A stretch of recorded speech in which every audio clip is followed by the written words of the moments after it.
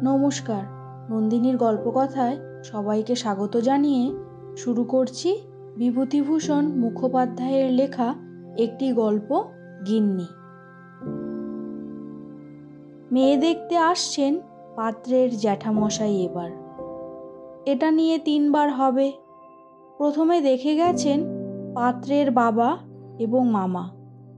বাবা মনে হলো একটু সাদা সিধা ঢিলে ঢালা মানুষ, নিতান্ত নাকি ছেলের বাপ, তাই এসেছেন। মামা কিন্তু এক্সপার্ট মেয়ে দেখিয়ে। সাধারণ প্রশ্ন এমনি যা সব তা তো হলোই, তারপর অঙ্গাদি পরীক্ষাতেও বেশ বিচক্ষণতার পরিচয় দিলেন। বাঁ হাতে ওর ডান হাতটি নিয়ে ঘুরিয়ে ফিরিয়ে আঙুলগুলি পরীক্ষা করলেন, পরে বাঁ হাতের গুলিও একটু ঘষে ঘষেই হাতের উল্টো পিঠ মণিবন্ধ পরীক্ষা করলেন। ত্বকের মসৃণতা দেখবার ছলেই অবশ্য, কিন্তু যারা বোঝবার তারা বুঝল রং পাউডার মাখানো হয়েছে কি না তারই যাচাই। আসন পিড়ি হয়ে বসেছিল, পা দুটি জড়ো করিয়ে পা দেখলেন, আঙুল দেখলেন। খোপা বাঁধা ছিল, ভেতরে পাঠিয়ে খুলিয়ে আনিয়ে চুল দেখলেন। হেঁটেই এসেছে, তবু বিদায় দেওয়ার সময় বললেন, অত লজ্জা করে হাঁটছো কেন মা? যেমন চলাফেরা করো বাড়িতে সেইভাবে যাও, লজ্জা কিসের? মেয়ে অবশ্য আরও জড়সড়ই হয়ে গেল খানিকটা, তবে আর টুকলেন না। 4 বার তো হলো দেখা। চুল খুলিয়ে আনার মধ্যে চুলও ছিল, চালও ছিল। যারা বোঝবার তারা বুঝল। এলো চুলে এলে খোপা বাঁধিয়ে আনাতেন, খলিফা লোক। এরপর দেখে গেল পাত্র স্বয়ং এবং তার বন্ধু। পাত্রটি বাপের মতো অতটা ঢিলে ঢালা আর নির্বিরোধী হয়তো নয়, তবে জিজ্ঞাসাবাদের দিকে একেবারেই গেল না। তার কারণ এও হতে পারে যে তার সমস্ত সময়টা নির্লিপ্তভাবে কিছু না দেখার ভান করে যতটা দেখা যায় সেই চেষ্টাতেই গেল কেটে। তবে বন্ধুটি খুব চৌকস। পড়াশোনার কথা জিজ্ঞাসা করল, হাতের লেখা দেখল, হাতের কাজ আনিয়ে দেখল, ভেতরে পাঠিয়ে গান শুনে নিল। তারপর আবার এসে যখন বসল, বেশ একটু বিস্মিতভাবেই প্রশ্ন করল, আবার ফিরে এলেন যে, এবার আপনি কিছু জিজ্ঞেস করবেন? সে হয়তো রসিকতাটুকু পছন্দ করল, তাকেও একটু হেসে উঠতে হলো। আর নিরীহ রসিকতাই তো। তবু কাকা সরে গেলেন। মুখ আলগা আজকালকার ছেলে, একটু যাবেই জিভ ফসকে এরকম। সামনে না আসাই ভালো। মেয়েও হেসে ফেলেছিল। কোনো রকমে উঠে জড়িত পদে তাড়াতাড়ি চলে গেল। ছেলেটি হালকা আসরে একবার সবার দিকে চেয়ে নিয়ে হাত জোড় করে বলল, আমায় মাফ করবেন, ছেলের ফরমাস ছিল হাসিটুকু পর্যন্ত দেখাতে, তাই। পাত্র কাকালে চিমটি কেটে ধরায়, উহ রাস্কেল বলে চুপ করে গেল। এবার আসছেন জ্যাঠামশাই। আসুন, মেয়ে থাকলে দেখানোর বিড়ম্বনা মাথা পেতে সহ্য করতেই হয়, কিন্তু এবার সবাই একটু বেশ সন্ত্রস্ত হয়ে পড়েছে। শোনা যাচ্ছে অত যে খুঁটিয়ে দেখা হলো 2 দফা, তার নাকি কোনো মূল্য নেই। সব নির্ভর করছে জ্যাঠামশাই কি রায় দেন তার ওপর। তিনি ছিলেন না, এসেছেন, এবার আসবেন। মেয়ে দেখার একটু বাড়াবাড়ি হয়ে যাচ্ছে। আজকালকার অভিভাবকেরা এতটা পছন্দ করেন না, কিন্তু এক্ষেত্রে একটু আলাদা ব্যাপার হয়েছে। ছেলেটি খুবই ভালো, পরীক্ষা দিয়ে এবার ডেপুটি হয়েছে।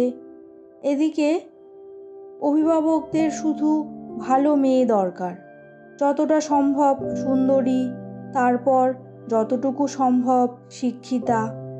অন্যদিকে একেবারেই লক্ষ্য নেই। সেটা যে নেই তা খুব জানা কথা বলেই কন্যার অভিভাবকেরা অগ্রসর হতে সাহসী হয়েছেন, এক শুধু মেয়ের জোরে। এমন কিছু দূরের ব্যাপার নয় রিষড়া শ্রীরামপুর, তাও মাইল 2-1 মধ্যে দুপক্ষের বাড়ি। খোঁজ নেওয়া সহজ, পাওয়াও গেছে অনেকখানি। তার মধ্যে এটা পাকাপাকি রকমই জানা গেছে যে ওই যে অন্য কিছুর দিকে লক্ষ্য নেই, সেটা শুধু মুখের কথাই নয়, সত্যই দেখে শুনে গৃহস্থের বাড়ি থেকেই মেয়ে এনেছেন ওরা, যাদের এমনি ওদের বাড়ির ছেলের নাগাল পাওয়ার কথা নয়। সহ্য করতে হবে মেয়ে দেখার বাড়াবাড়ি। জ্যাঠামশাইয়ের পছন্দ হলেও নিশ্চয় মেয়েদের অভিযান, উপায় কি? কিন্তু খুঁটিয়ে দেখাশোনার পরও তিনি আসছেন কি করতে, সেইটাই আন্দাজ করতে না পেরে সবাই বেশ চিন্তিত হয়ে পড়েছে। ওদের দেখাশোনায় একটা যেন বেশ প্ল্যান আছে। দু ব্যাচ যেন দুরকম উদ্দেশ্য নিয়ে এসেছিল। ওরা যা জানতে চেয়েছিল এরা সেদিকটা বাদ দিয়ে গেছে, এরা যে দিকটা ধরেছে ওরা সেদিক দিয়েই যায়নি। কিন্তু আর বাকিটা কি আছে যে জ্যাঠামশাই ধরবেন? তার প্রশ্ন কি ধরনের হবে? মেয়েকে সেই মতো প্রস্তুত থাকতে হবে তো। মেয়েরা আজকাল এসব আরও পছন্দ করে না। কলেজের মেয়েরা তো নয়ই। কেউ কেউ বিদ্রোহই ঘোষণা করে বসে বেশি বাড়াবাড়ি হলে। অন্তত আপত্তি অভিমান এইটুকু তো থাকেই। 2 দফা হলো, আর কেন? অঞ্জলি তা করেনি। অবশ্য ওপরে ওপরে বেঁধে মারে সয় ভালো ভাবটা বজায় রাখতেই হয়েছে, কিন্তু ভেতরে প্রস্তুতিটা অন্যরকম। যতবার চায় যাক না পরীক্ষা করে, যত রকমে পারে। পাত্র হেমন্তর মতো ও তো না দেখার ভান করে চক্ষুময় হয়ে দেখেছে, বড় ভালো লেগেছে। জ্যাঠামশাইয়ের চিন্তাটা ওর কারুর থেকেই কম নয়। পণ্ড করে দেবে নাকি সব স্বপ্ন? অনেক চেষ্টায় কিছু কিছু আজ পাওয়া গেছে। কথাটা যদি সত্য হয় তো যেমন লঘু তেমনি নিরীহ। চিন্তার বিশেষ কিছু নেই।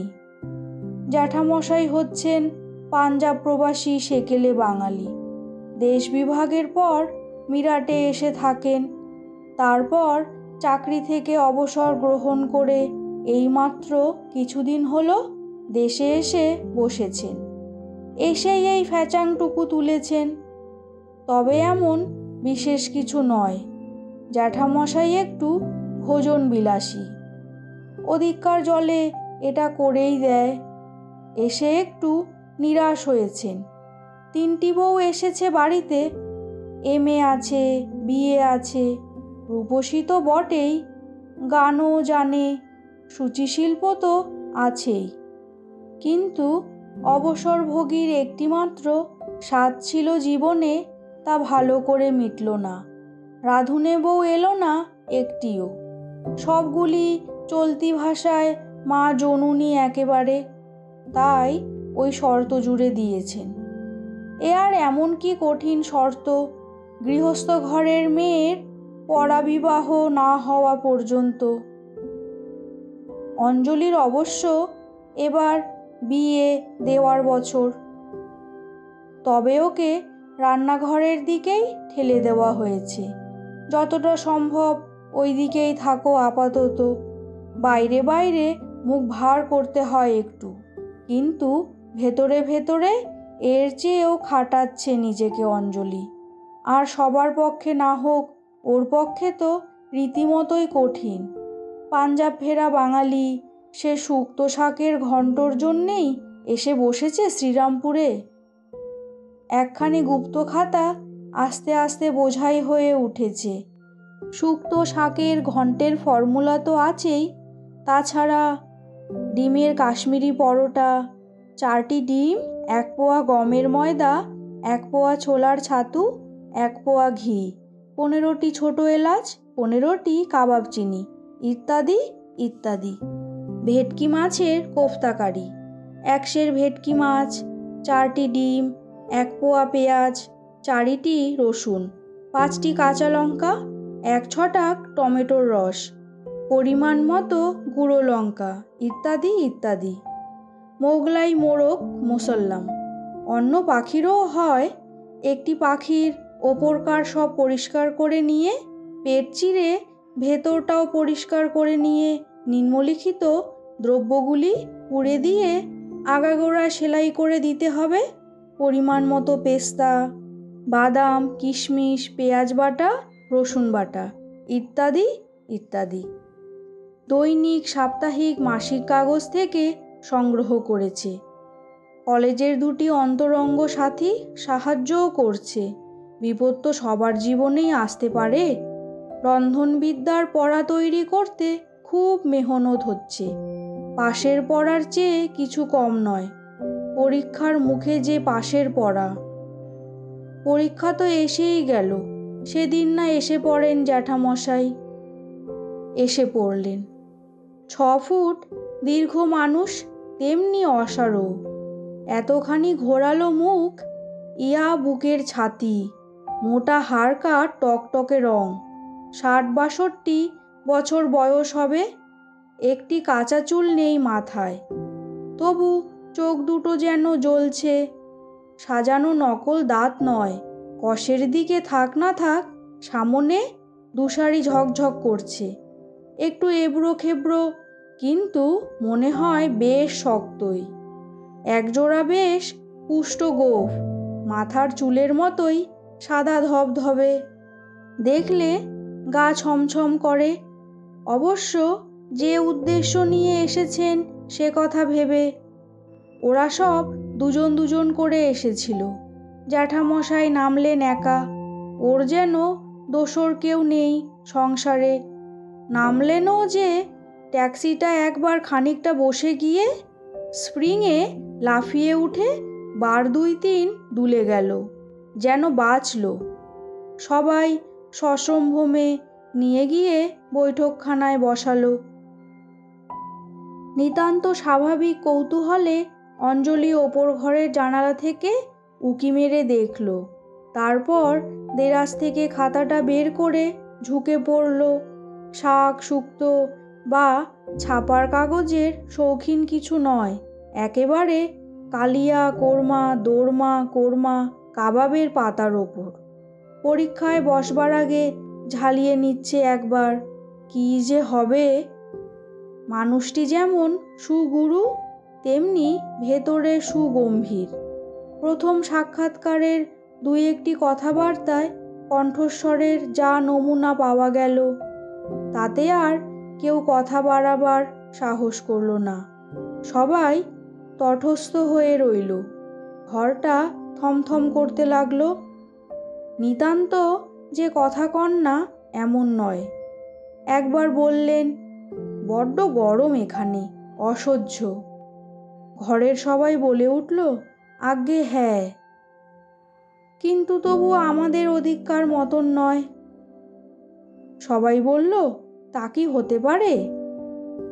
একটু চুপচাপের পর প্রশ্ন করলেন, দেরি আছে কি বেশি?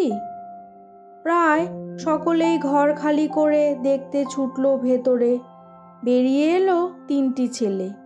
একজন বলল, দিদির বড্ড মাথা ধরেছে, দিদি বলছে। প্রশ্ন হলো, মাথা ব্যথা কেন? আন্দাজটা বলবে কি না একটু থতমত খেয়ে গেছে। কাকা বেরিয়ে এলেন, বললেন, হয়ে এসেছে। মুখটা একটু ভার ভার, বোধহয় ধমক ধামক দিতে হয়েছে। একটু যেন বাড়ল কথা জ্যাঠামশাইয়ের। বললেন, বেশি সাজানো হচ্ছে? কি দরকার?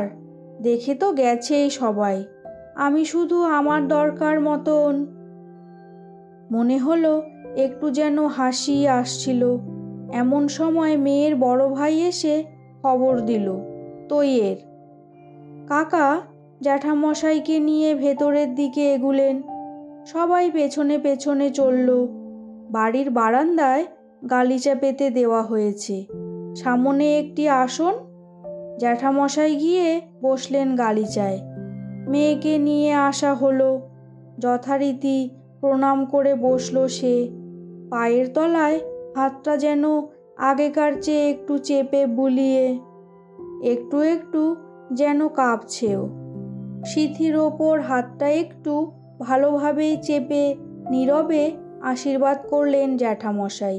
বললেন, খাসা মেয়ে, বাহ। আচ্ছা বলো তো মা, নিমঝোল আর মোচার ঘন্ট কি করে রাঁধবে? কি কি মশলা, কি কি তার পরিমাণ? পরীক্ষার্থীদের ভাষায় একেবারে আনইম্পর্টেন্ট প্রশ্ন। বুকটা ধড়াস করে উঠল অঞ্জলির। নিমঝোল তো ছোঁয়াও হয়নি। ঘন্ট সম্বন্ধে যাও শুনেছে তাও গেল গুলিয়ে। দুবার ঢোক গিলল, তারপর ঘাড়টা হেঁট করে বসে রইল। জ্যাঠামশাই বললেন, এই তো নয়, আমি বুড়ো মানুষ, কোথায় তাড়াতাড়ি ছুটে এলাম। সারা জীবনটা গোস্ত পরোটা খেয়ে পেটে চড়া পড়ে গেছে। এবার বাংলাদেশে গিয়ে মায়েদের হাতে সবই কিম্ভূত কিমাকার হয়ে গেছে। এত করে শেষকালে নেহাত যোগ বিয়োগে ফেল করবে? কাকা দুটো হাত একত্র করে বললেন, আজ্ঞে না, ঘন্ট শুক্তো নিমঝোল তো একরকম রোজই রাঁধতে হচ্ছে। ও জানে সব। বলো অঞ্জু, বলো, ভয় কিসের? একেবারে নিস্তব্ধ সব। একটা সুচ পড়লে শোনা যায়। পাশের ঘরে মেয়েরা রয়েছে। একটু আধটু যা চুরির ঠুন ঠান শব্দ হচ্ছিল তাও গেছে থেমে। হঠাৎ পর্দা ঠেলে ছোট একটি মেয়ে বেরিয়ে এলো। বলল, না গো পিছি, দানে না, আমি দানি, বাত রেঁধেছি, ঘন্ট রেঁধেছি, বাবা খেয়েছে। একটা ডুরে শাড়ি পরানো, ভালো করে আঁচড়ানো চুলের ওপর দিয়ে বের দিয়ে রাঙা ফিতে বাঁধা, পায়ে আলতা, দুহাতে দুটি ছোট ছোট খুঁড়ি, একটিতে কাদায় মাখানো কি পাতা, একটিতে ছাই। ভাত আবার সাদা হওয়া চাইতো। সবাই একেবারে সন্ত্রস্ত হয়ে উঠল। তুই এসেছিস? আহ, এটাকেও যে একটু ধরে রাখবে। কোত্থেকে জুটলি তুই? কাকা নিজেই ধরে ভেতরে নিয়ে যাচ্ছিলেন। জ্যাঠামশাই হাত তুলে বাধা দিলেন। বললেন, ছেড়ে দিন ওকে, এসো তো এদিকে। পিসি বুঝি কিছু জানে না? বেশ সপ্রতিভভাবেই মাথা নাড়ল। না। তুমি বুঝি সব জানো? ঘন্ট, শুক্তো, ডালনা, চচ্চড়ি সব জানি। আমায় পারবে তো রেঁধে দিতে? তাহলে চলো যাই, আর কি। কোলে তুলে নিয়ে উঠে পড়লেন। কাকা ব্যস্ত হয়ে উঠলেন। আজ্ঞে অঞ্জু জানে সব, কীরকম নার্ভাস হয়ে পড়েছে। যদি আরও কিছু জিজ্ঞেস করেন। আর কেন মশাই, এমন পাকা রাঁধুনি আমার গিন্নি পেলাম। মা রাঁধতে জানে কি না জানে সে খোঁজার দরকার? পাঞ্জাবি হাসি পড়ল ফেটে। গিন্নিকে বুকে নিয়ে বৈঠকখানার দিকে এগুলেন। আরও এই রকম গল্প, উপন্যাস বা রচনা শোনার জন্য নন্দিনীর গল্পকথা চ্যানেলটিকে সাবস্ক্রাইব করবেন ও প্রিয়জনদের সাথে শেয়ার করবেন। গল্প পাঠটি ভালো লেগে থাকলে একটি লাইক করে দেবেন।